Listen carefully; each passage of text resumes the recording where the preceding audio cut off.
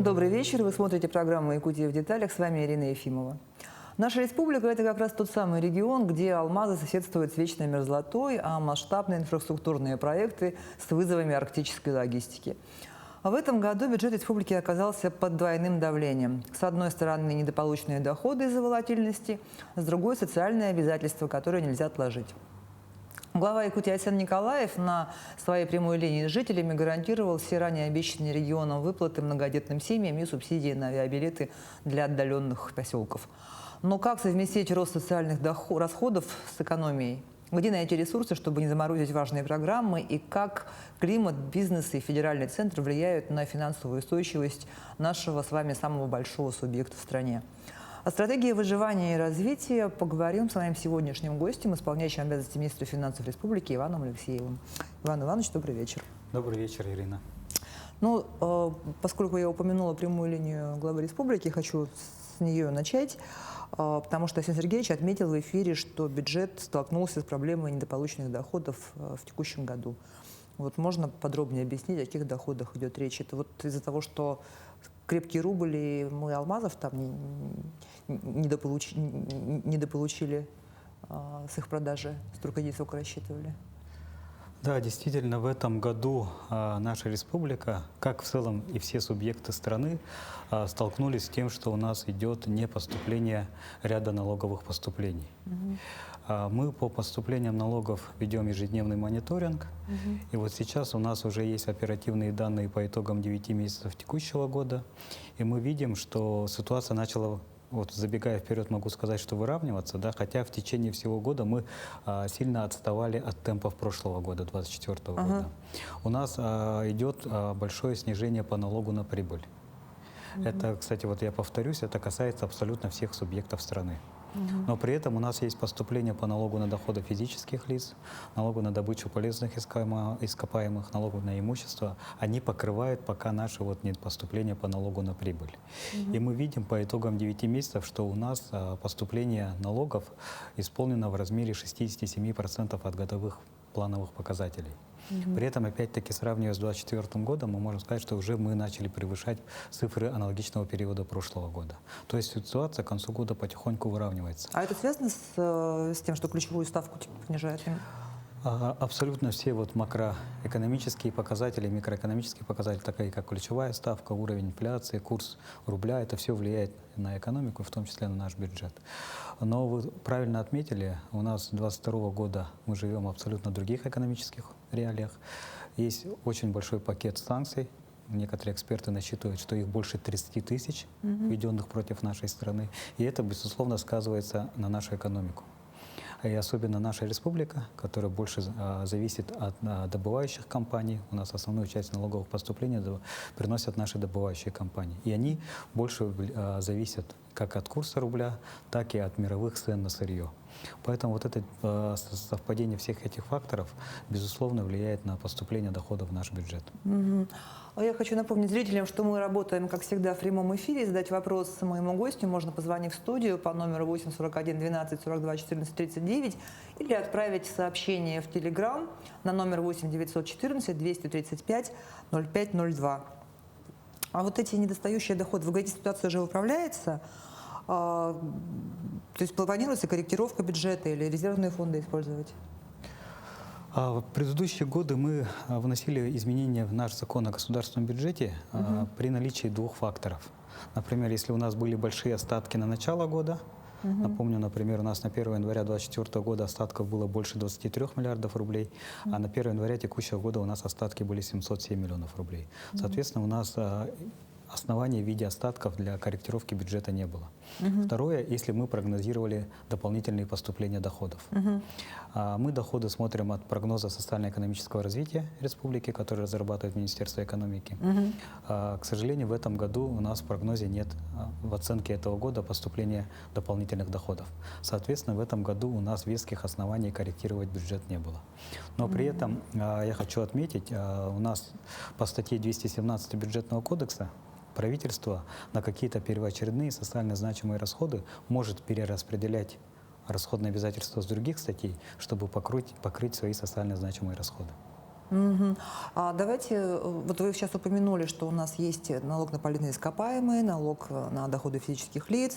Вот давайте скажем примерно, да, какая доля вот НДФЛ, какая доля налога на прибыль, какая доля федеральной помощи, потому что мы дотационный субъект, если я не ошибаюсь.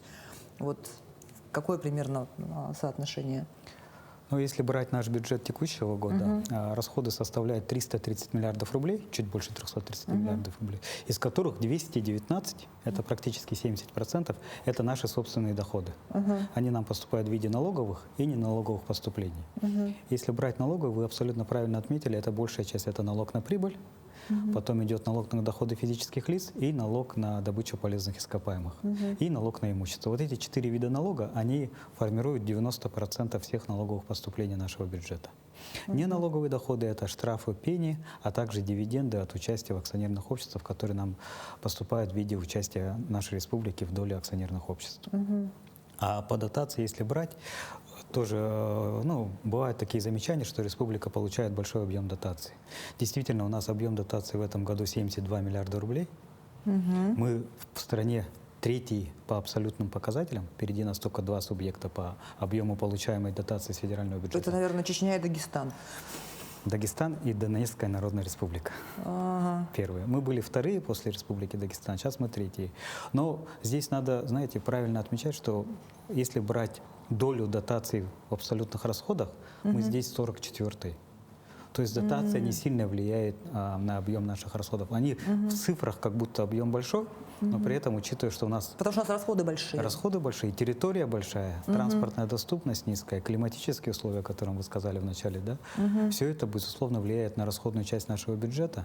И, соответственно, дотация, вот этого не надо бояться, эта дотация абсолютно законная по методике, которую разрабатывает Министерство финансов Российской Федерации. Мы постоянно вносим туда предложения, они, кстати, учитываются.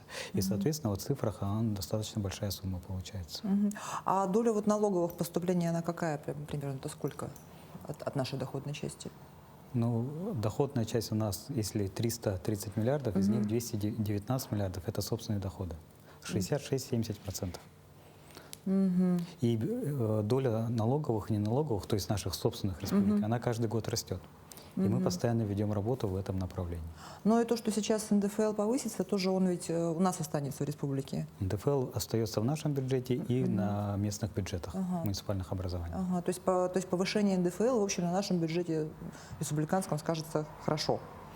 Но я скажу так, повышение зарплаты людей, это влечет за собой поступление дополнительных налоговых поступлений в наш бюджет, в наш и местные бюджеты.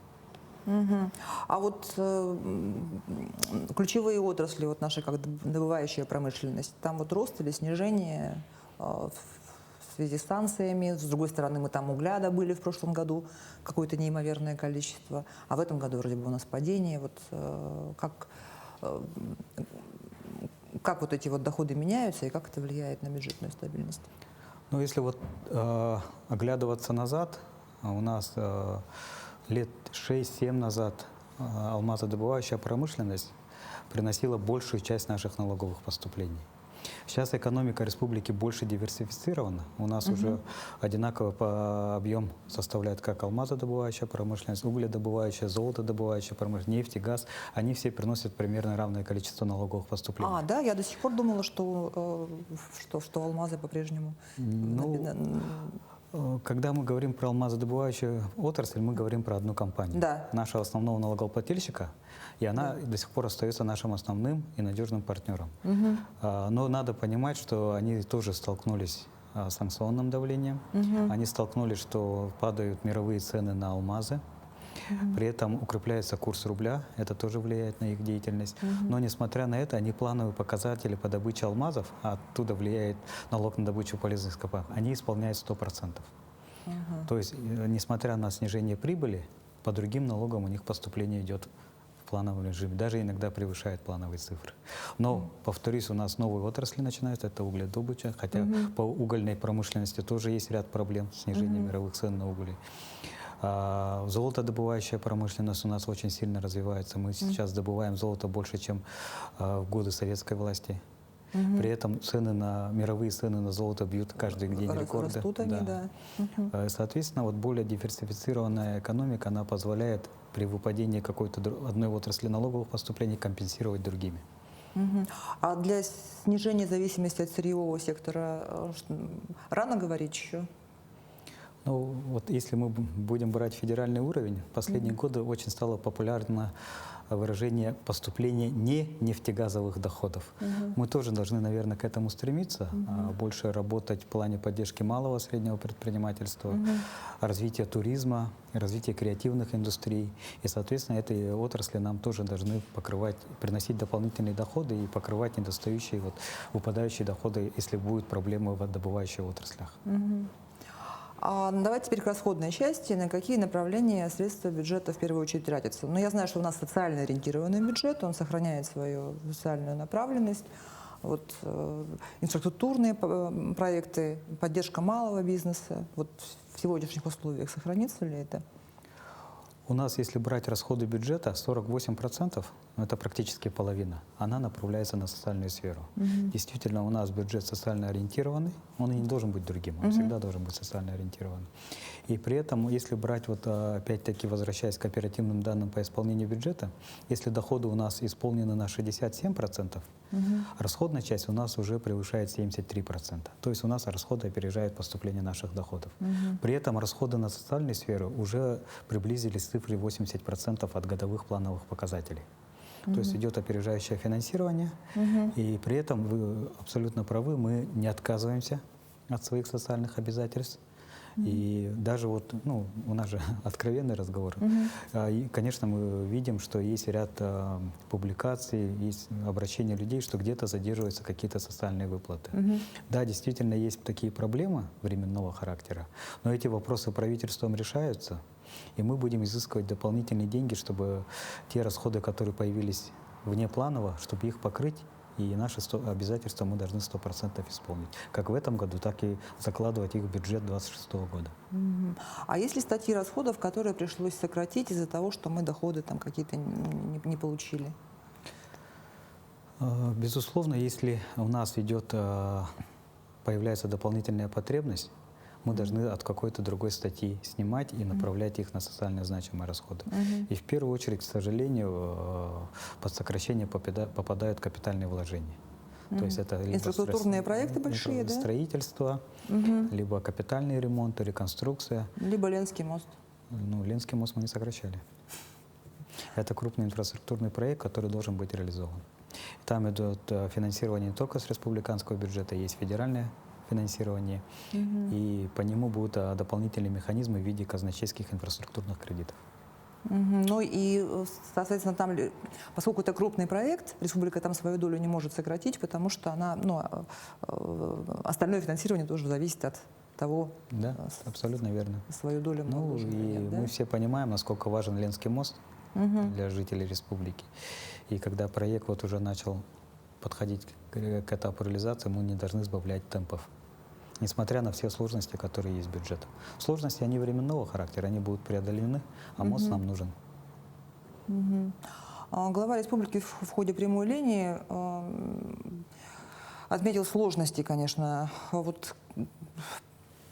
призвал держаться.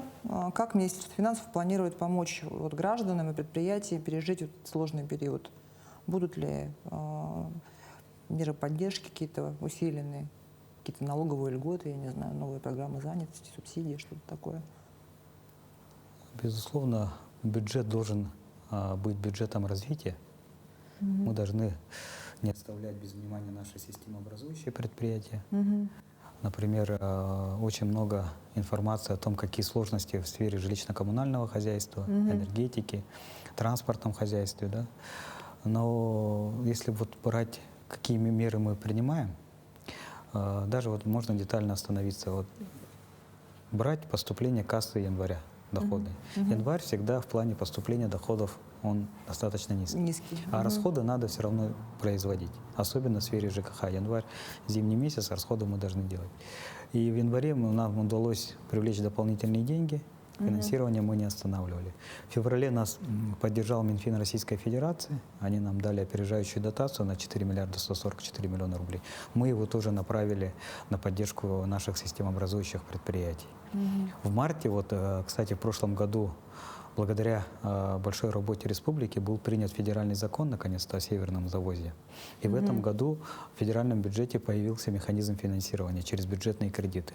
Даже установили лимит в этом году на 10 миллиардов, из которых 3 миллиарда 100 миллионов в марте мы первые из всех субъектов получили его. И направили тоже на отрасль ЖКХ, чтобы поддержать мероприятия по северному завозу. И вот такая работа ежемесячная, еженедельно у нас проходит. Здесь бы хотел поблагодарить Министерство финансов Российской Федерации, которые, несмотря на все сложности с федеральным бюджетом, нам помогают, не оставляют нас без внимания.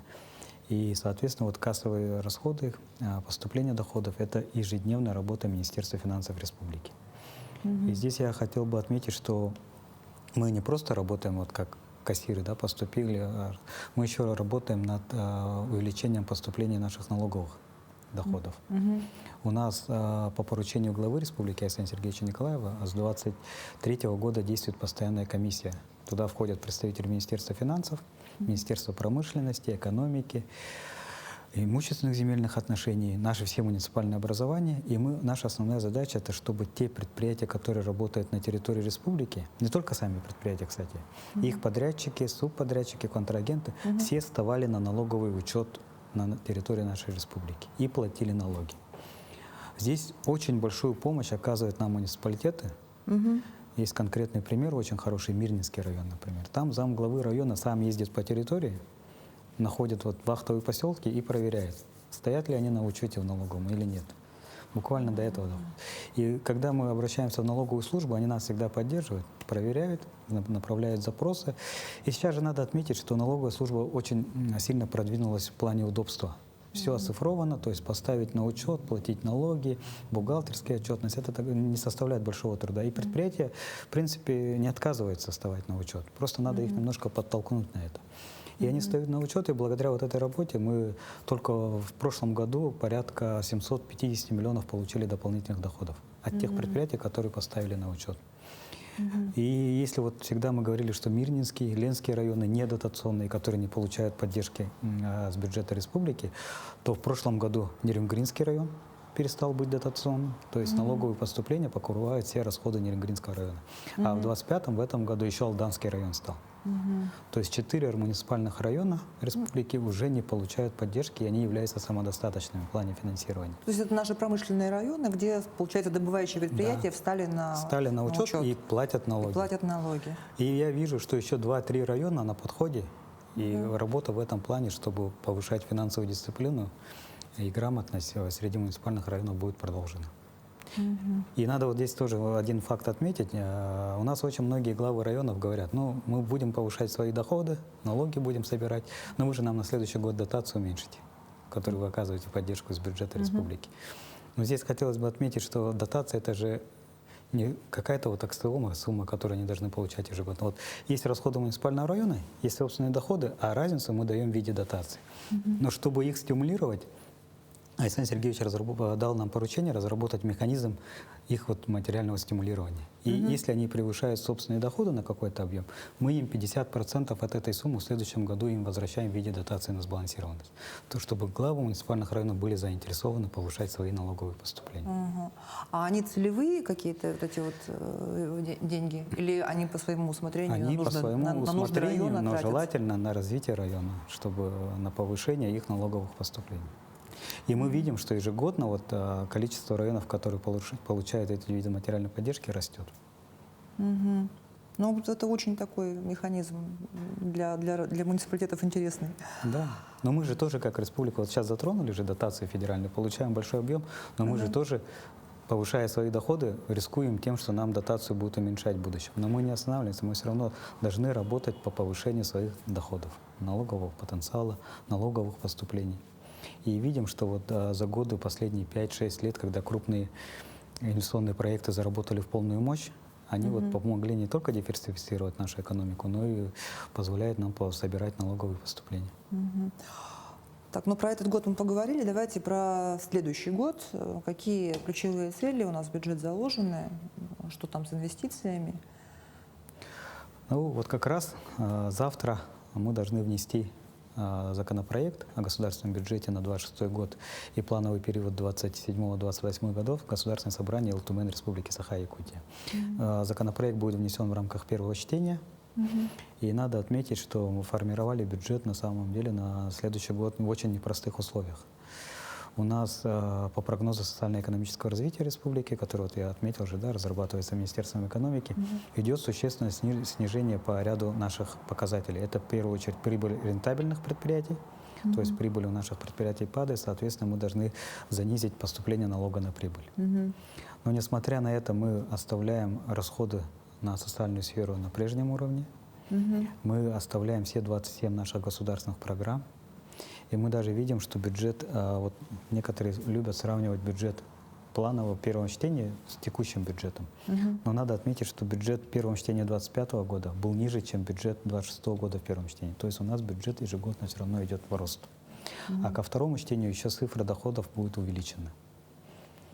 При этом мы все обязательства должны исполнить, в первую очередь социальные.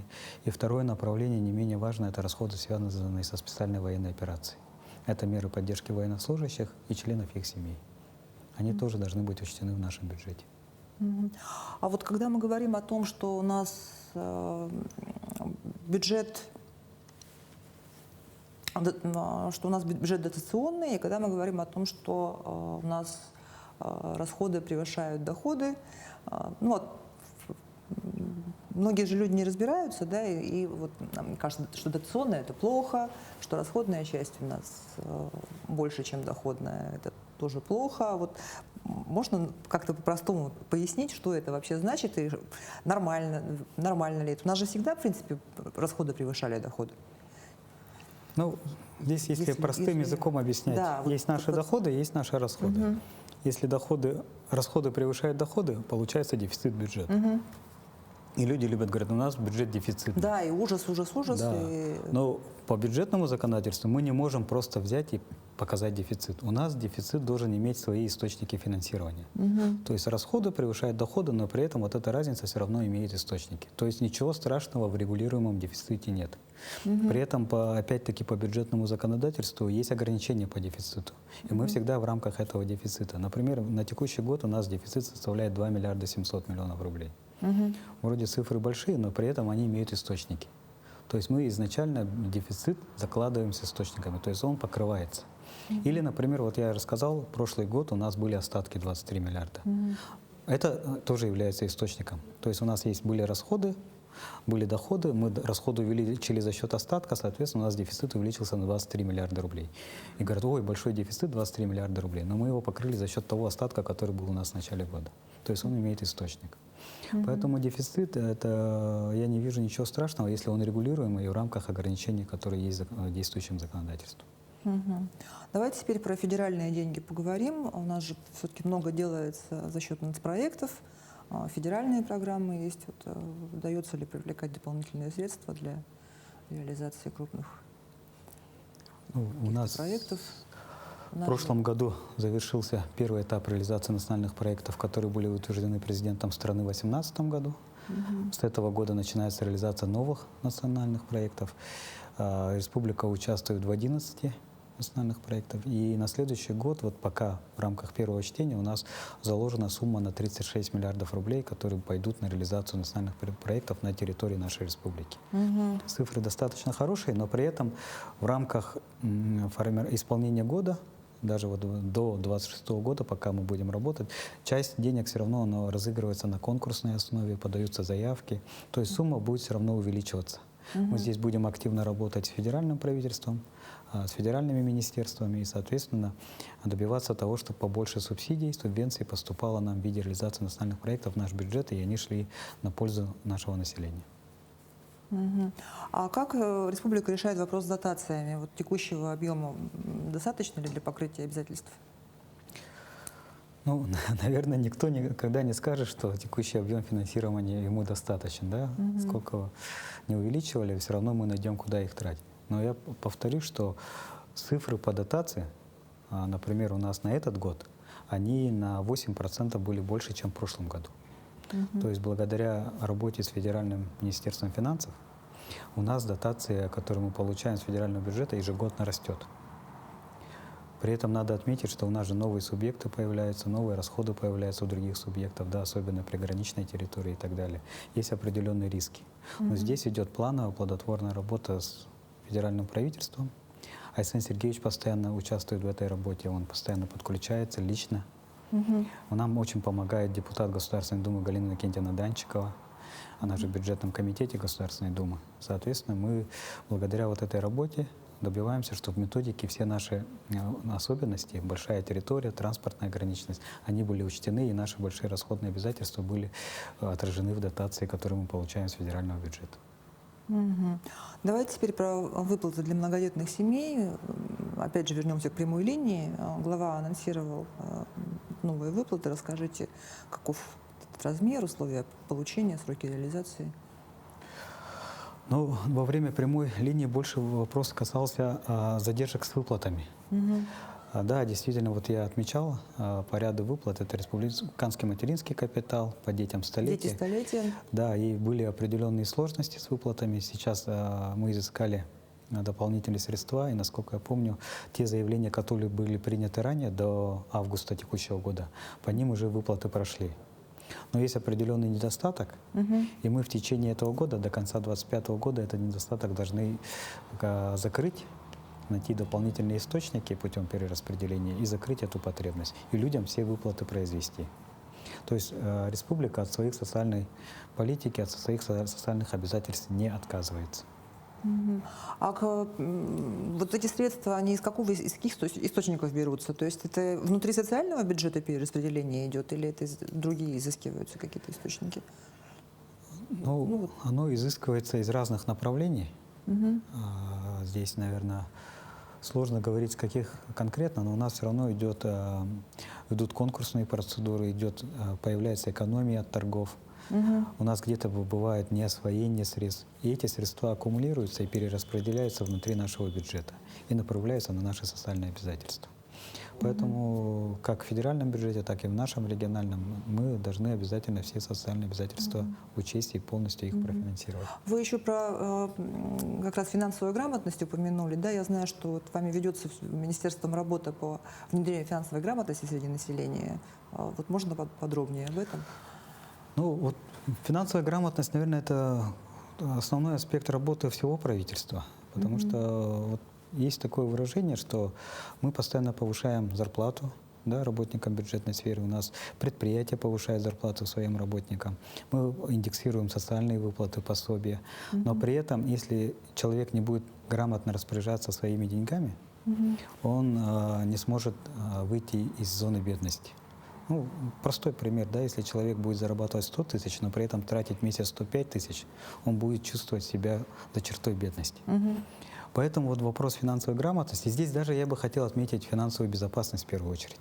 Мы же все наслышаны о дистанционном мошенничестве, о киберпреступлениях, да. Здесь не надо скрывать, вот за прошлый год наше население 1 200 000 000 перечислило мошенникам. 1 200 000 000 население республики. За год? За год, за прошлый год только. Это колоссальные цифры, это официальная статистика, она есть. Мы перечислили мошенникам. Вот эти деньги ушли из экономики республики, ушли из карманов, это личные сбережения нашего населения. Мы должны с этим бороться. Это не только задача правительства, МВД, спецслужб и так далее. Да? Это задача, наверное, всего общества. Поэтому финансовая грамотность в первую очередь должна пойти от финансовой безопасности, и мы вообще должны перейти к финансовой культуре. То есть человек должен грамотно распоряжаться своими доходами, инвестировать их, вкладывать, правильно тратить. И тогда вот благосостояние населения должно вырасти. Поэтому здесь очень большая работа ведется. У нас есть целый центр компетенций по финансовой грамотности. Он создан на базе финансово-экономического колледжа имени Ивана Ивановича Фадеева. Кстати, пользуясь случаем, хотел бы поздравить ветеранов и коллектив финансово-экономического колледжа. У них 95-летие. Знаменательная дата, и пожелать им дальнейших успехов, и чтобы они и дальше готовили кадры для финансовой отрасли нашей республики. Это ваше подшефное заведение? оно подшефное Министерство образования, но оно готовит финансистов. И эти финансисты работают у нас не только в республике, но и на федеральном уровне. Очень много выпускников.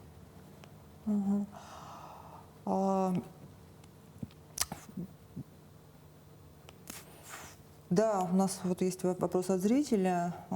Жители отдаленного поселка жалуются, что субсидия на авиабилеты покрывает только 30% стоимости. Будет ли увеличение размера компенсации? Ну, по субсидированию социально значимых рейсов на самом деле не надо скрывать, есть большой недостаток финансирования в текущем бюджете. Но несмотря на это, мы от субсидирования перевозок не отказываемся. Мы будем продолжать их осуществлять. При этом недостаток средств мы должны так же, как и по выплатам, найти, компенсировать их путем перераспределения внутри бюджета. А также заложить необходимый объем полностью на бюджет 2026 года, чтобы у нас таких же проблем, как в этом году, в следующем периоде уже бюджетном не было. Ну, то есть у нас сейчас вот такой вот просто сложный период, который нужно переждать, или как? Или надо затягивать пояса, держаться? Ну, сложности, они же всегда есть, да? Сложности этого года, они же касаются больше таких экономических показателей, которым в целом вся страна оказалась. Соответственно, несмотря на то, что есть сложности, мы работаем, мы видим, что доходы к нам поступают, по доходу поступают, и не более того, ежегодно растут доходы поступления в виде налогов. Здесь, наверное, надо просто более эффективно тратить наши расходы, чтобы производительность труда, эффективность каждого рубля государственного бюджета была выше. Просто грамотней осуществлять расходные обязательства нашего бюджета. И тогда я считаю, что мы сможем покрыть все вот те приоритеты, которые у нас есть. Ну и вкладываться, опять же, как вы сказали, мы же упомянули, да, не сырьевую отрасль, вкладываться в развитие того же туризма, предпринимательства, потенциально доходных, да, абсолютно в будущем статье бюджета. А как-то жители республики могут участвовать в обсуждении бюджета? У нас есть формат публичных слушаний. Кстати, он пройдет на следующей неделе в Государственном собрании Ултумен Республики Саха-Якутия.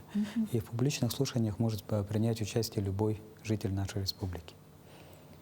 И более того, задавать вопросы. То есть они прям приходят или это онлайн как-то могут они участвовать? Там два формата. Человек может прийти в здание Ултумен, присутствовать, либо подключиться через ВКС и также задавать вопросы. То есть процесс открытый, мы готовы, мы рассматриваем, отвечаем на вопросы. А можно ли назвать какие-то примеры проектов, вот, которые оказались экономически эффективными, социально эффективными? У нас, наверное, все проекты эффективные, да, но отдельно хотел бы рассказать о программе поддержки местных инициатив. Это программа, которую реализует наше министерство. Жители республики о ней хорошо знают. Мы начали реализацию в 2017 году. Уже 9-й год. Это вот типа народного бюджета, да? Абсолютно, да. Это похоже на народный бюджет. Это именно... то есть, софинансирование. Нет, даже вот, например, люди, вот инициативное бюджетирование, основной смысл, что люди сами должны определить тот проект, на который пойдут бюджетные деньги.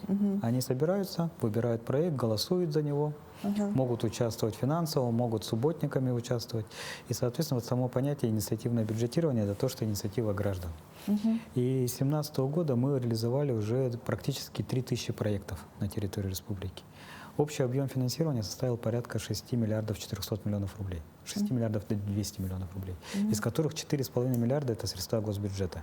Если вот возвращаться к теме эффективности, мы понимаем, что мы, направив 4 миллиарда 400, привлекли еще порядка 2 миллиардов софинансирования. То есть на 1 рубль государственного бюджета мы привлекли порядка 41-42 копеек дополнительно. Это вот вернуться к показателям эффективности. Да. При этом мы увидели такую вещь, что если люди проголосовали за какой-то проект, это в основном такие небольшие проекты в виде детских площадок, спортивных, освещения, да, скверы, тюгельгя для проведения нашего национального праздника и так далее. Да. При этом они, если проголосовали, участвовали в этом начале реализации этого проекта, они уже контролируют ход строительства этого объекта. Потом уже в период эксплуатации более бережно относятся. Они считают это своим проектом, и они его берегут. И при этом настроение населения в этом населенном пункте значительно улучшается. Они чувствуют себя сопричастными к реализации каких-то проектов. И эта программа у нас ежегодно меняется, мы все равно добавляем что-то новое. Например, в 2023 году мы добавили понятие школьного инициативного бюджетирования. То есть уже дети, вот школьники, сами разрабатывают проект. И очень интересные такие проекты, скажу, да, они разрабатывают. И мы даем эти деньги на реализацию их проектов. И тут надо тоже вот вернуться к теме финансовой грамотности. То есть наши дети со школьной скамьи уже начинают понимать, что такое бюджет, что такое финансирование, как защищать свою заявку, как выступить, как привлечь деньги. А потом, когда проект реализуется, они видят результат своего труда. А с 2024 года мы добавили студенческое инициативное бюджетирование, то есть практику распространили на студентов. На вузы и СУЗы. Да, в первую очередь это среднее профессиональное образование. А с этого года мы еще расширили в плане спортивных и физического мероприятий в области физической культуры и спорта.